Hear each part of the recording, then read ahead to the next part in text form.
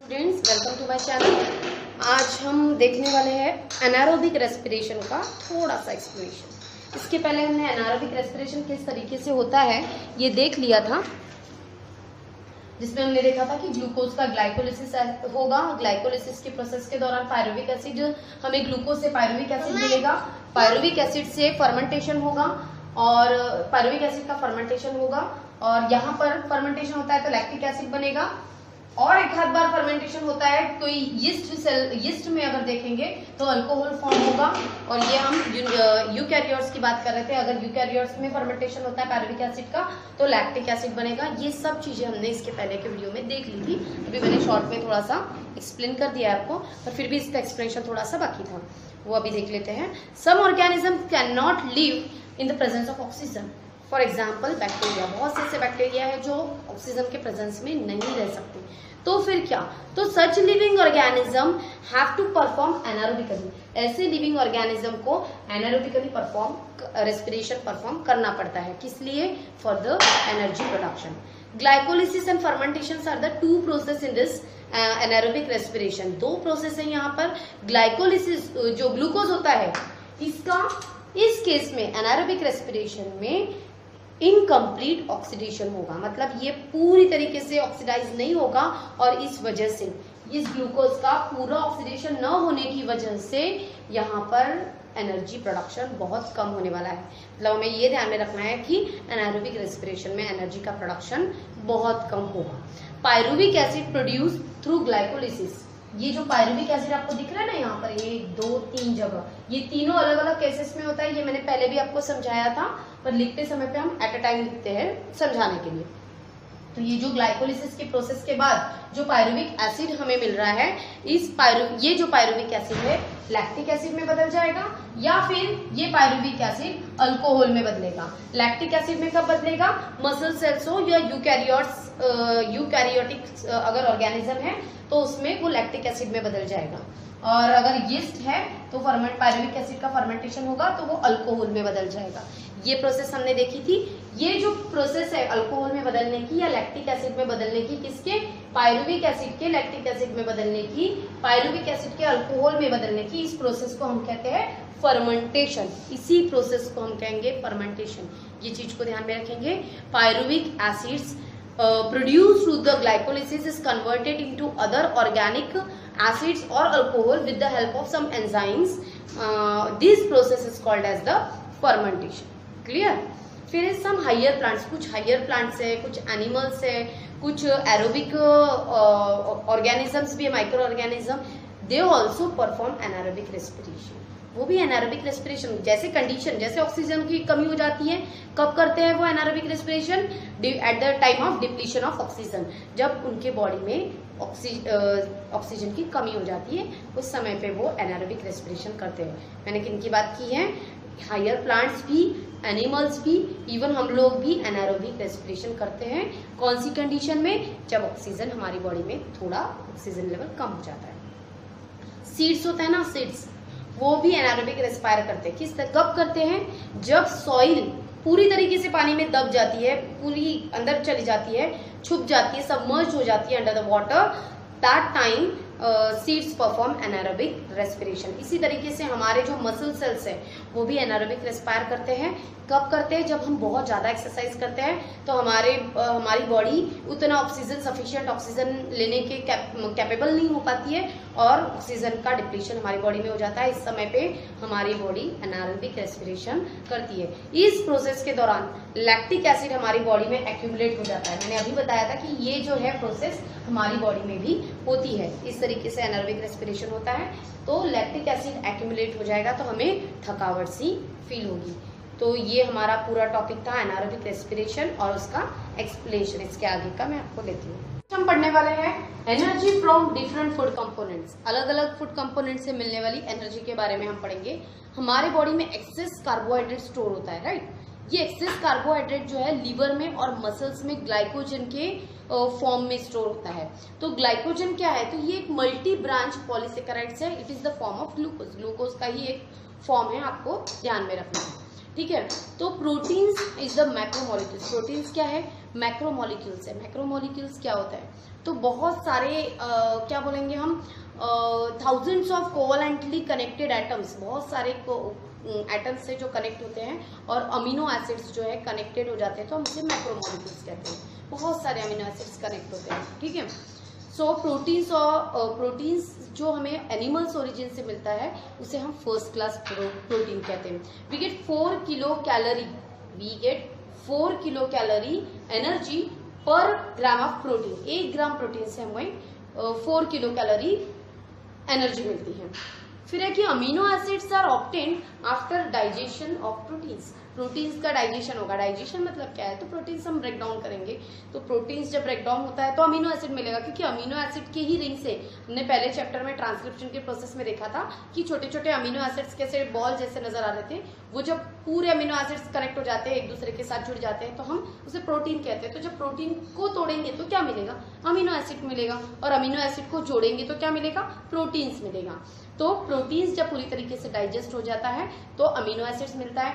ये amino acids हमारी body के अलग अलग पार्ट्स में जाएगा और वहां जाकर ये अमीनो एसिड से जिस तरीके का प्रोटीन हमें चाहिए उस तरीके का प्रोटीन वहां पर बनेगा। ये प्रोटीन तरीके का क्या बता रही हूँ मैं, आपको थोड़ा सा कंफ्यूजन हो रहा होगा, तो हम यहाँ पढ़ने वाले हैं कि प्रोटीन्स अलग अलग टाइप के हमारी बॉडी में होते हैं और उन प्रोटीन्स जो है अमीनो एसिड से बनते हैं, ठीक है। इसके आगे हम देखेंगे कि ये एग्जाम्पल मैंने दिया है, अमीनो एसिड्स है, फिर कौन से प्रोटीन्स हमारी बॉडी में बन रहे हैं और कौन सी जगह पर बन रहे हैं, कौन सी जगह पे कौन से नाम का प्रोटीन होता है, उसके बारे में मैंने यहाँ बनाकर रखा है चार्ट। हम देखेंगे, यहाँ से देखेंगे बोन्स, हमारी बोन्स में क्या होता है, तो हमारी बोन्स में ओसिन नाम का ये प्रोटीन होता है, जिसे हम कोलेजन भी कहते हैं। व्हाइट कलर का फाइब्रस सब्सटेंस है, तो उसे हम कहेंगे कोलेजन भी कहेंगे। तो बोन्स जब आता है तो हमको ओसिन लिखना है, और ये वाला चार्ट ये बहुत बार एग्जाम में आ सकता है, आपको इस चीज को ध्यान में रखना है। कभी ये लिख के आएगा, बोन्स लिख के आएगा, तो आपको उसके सामने उसे लिखना पड़ेगा, या फिर आपको सेल्स लिख के आएगा तो आपको ये लिखना पड़ेगा, पैनक्रियाज आएगा तो इंसुलिन लिखना पड़ेगा। ऐसे कुछ दिए रहेंगे, कुछ नहीं दिए रहेंगे, इस तरीके से आपको क्वेश्चन आ सकता है। फिर सेल्स में क्या होता है, तो बहुत सारे अलग अलग टाइप के various proteins of cell membrane various enzymes, अलग अलग प्रोटीन्स होते हैं सेल मेम्ब्रेन में, और अलग अलग एंजाइम होते हैं। एंजाइम क्या होता है ये मैंने इसके पहले के वीडियो में बताया आपको। तो ये एंजाइम्स जो है हमारे जो रिएक्शंस होती हैं हमारी बॉडी में, उसका रेट बढ़ाने के लिए हम इसका इस्तेमाल करते हैं। तो ये भी एक प्रोटीन ही है, इसे ध्यान में रखना है। फिर है पैनक्रियाज। पैनक्रियाज में क्या होता है, तो इंसुलिन और ट्रिप्सिन नाम का एक प्रोटीन होता है। तो ये जो इंसुलिन है ये regular metabolism of carbohydrates and fats and lipids, proteins का, फैट्स का, कार्बोहाइड्रेट्स का मेटाबॉलिज्म करने के लिए, रेगुलर मेटाबॉलिज्म करने के लिए इंसुलिन वर्क करता है हमारी बॉडी में। इसके बाद है पिट्यूटरी ग्लैंड्स। पिट्यूटरी ग्लैंड्स में क्या होता है, तो बहुत सारे हार्मोन्स होते हैं, अलग अलग हार्मोन्स जो सीक्रेट होते हैं वो पिट्यूटरी ग्लैंड से होते हैं, आपने सुना होगा इसके पहले। और ये हार्मोन्स भी प्रोटीन से बने होते हैं। इसके बाद हम देखेंगे कि मसल्स में क्या है, तो एक्टिन एंड मायोसिन नाम के जो प्रोटीन्स है वो रहेंगे, ठीक है। उसके बाद है ब्लड में क्या होता है, हीमोग्लोबिन होता है और एंटीबॉडीज होता है। एंटीबॉडीज हमारी क्या बोलेंगे, रेजिस्टेंस पावर को बढ़ाने का काम करते हैं। तो ये अलग अलग हमारे बॉडी में अलग अलग जगह पर अलग अलग तरीके के जो प्रोटीन्स है, पाए जाने वाले प्रोटीन्स, वो मैंने यहाँ लिख कर रखे हैं, इस चार्ट को आपको ध्यान में रखना है। फिर है एक्सेस ऑफ अमीनो एसिड। जब हमारी बॉडी में एक्सेस ऑफ अमीनो एसिड हो जाता है, बहुत ज्यादा अमीनो एसिड होता है, तो वो अमीनो एसिड स्टोर नहीं रहता है। फिर क्या होगा, तो इसका अमोनिया बन जाएगा और ये अमोनिया हमारे यूरिनेशन के प्रोसेस के द्वारा एलिमिनेट हो जाएगा, हमारी बॉडी में से निकल जाएगा। इसके बाद भी if necessary excess of proteins, अगर बहुत जरूरत है तो हमारी बॉडी में जो एक्सेस ऑफ प्रोटीन्स रहेगा ये यूजफुल सब्सटेंस में बदल जाएगा, जैसे कि ग्लूकोज। ये जो अमोनिया है ये ग्लूकोज में बदल जाएगा by the process of gluconeogenesis. Always remember में हमें ध्यान में रखना है कि आपके बुक में दिया ऑलवेज रिमेंबर का पार्ट, जिसमें हमें ध्यान में रखना है कि excess of amino acids obtained from the proteins are not stored in our body. हमारी बॉडी में वो स्टोर नहीं होता है। फिर क्या होता है, तो इस अमीनो एसिड का कन्वर्शन हो जाएगा अमोनिया में, और ये जो अमोनिया है हमारी बॉडी से एलिमिनेट हो जाएगा, निकल जाएगा। इफ नेसेसरी, अगर बहुत जरूरत है अगर बहुत जरूरत है तो ये अमोनिया जो है ग्लूकोज में बदल जाएगा, ठीक है, बाय द प्रोसेस ऑफ ग्लूकेनोजेनेसिस। ग्लूकेनोजेनेसिस क्या होता है? तो जनरेशन ऑफ ग्लूकोज का जनरेशन होता है from non carbohydrate carbon substrate. जो नॉन कार्बोहाइड्रेट, जो भी नॉन कार्बोहाइड्रेट सबस्ट्रेट होगा हमारी बॉडी में, उससे ग्लूकोज बनेगा। तो इस प्रोसेस को हम बोलेंगे gluconeogenesis. Plant produce the necessary amino acids from minerals. Plants जो है बहुत सारे मिनरल्स से, मतलब मोस्टली एक मिनरल दिया है, नाम दिया है डिनोवो नाम का, इससे अमीनो एसिड्स वो प्रोड्यूस करते हैं and thereby produce different proteins, और इनसे वो अलग अलग प्रोटीन्स प्रोड्यूस करते हैं। An enzyme rubisco present in the, ये क्वेश्चन आता है, रुबिस्को को आप अंडरलाइन कर लो। An enzyme rubisco present in the plants, chloroplast is most abundant protein found in nature. Rubisco जो है ये क्लोरोप्लास्ट में हमें दिखता है और ये बहुत अबंडेंट होता है, बहुत ज्यादा मात्रा में प्रेजेंट होता है। Involve fixing atmospheric CO2, atmospheric CO2 को फिक्सिंग करने का काम करता है। कौन? ये रुबिस्को ड्यूरिंग फोटोसिंथेसिस के प्रोसेस के दौरान ये रुबिस्को एटमॉस्फेरिक CO2 को फिक्स करने का काम करता है। तो ये हुआ हमारा ऑलवेज रिमेंबर वाला पार्ट। इसके पहले हमने ये भी पढ़ा, इसके पहले थोड़ा सा एक्सप्लेनेशन देखा था एनारोबिक रेस्पिरेशन का। अब थोड़ा सा देखते हैं आगे चल के, तो क्या दिया हुआ है? तो फैटी एसिड्स और अल्कोहल का जब बॉन्ड बनता है तो बनता है लिपिड। डेफिनेशन ये है हमारे बुक में, the substance form by specific chemical bond, substance form by specific chemical bonds between fatty acids and alcohol. Fatty acids and alcohol are called as lipid, उसे हम लिपिड कहेंगे। Digestion of lipid consumed by us, जब lipids का digestion होता है is nothing but their conversion into fatty acids. Obviously fatty acids और alcohol से lipid बना है, तो लिपिड का जब डाइजेशन होगा तो फैटी एसिड और अल्कोहल बनेगा, right.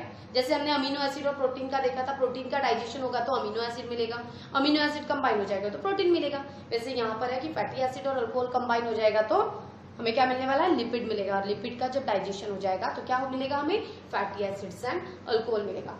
Fatty acids are absorbed and distributed everywhere within our body, पूरी जगह पर डिस्ट्रीब्यूट होता है। From those fatty acids different cells produce various substances necessary to themselves. हमारे इन फैटी एसिड से हमारी बॉडी में लगने वाले अलग अलग सब्सटेंसेस को प्रोड्यूस किया जाता है, बनाया जाता है। Example the molecules called phospholipid, आपको एग्जाम्पल दिया है कि phospholipid which are essential for producing plasma membrane are form from fatty acids.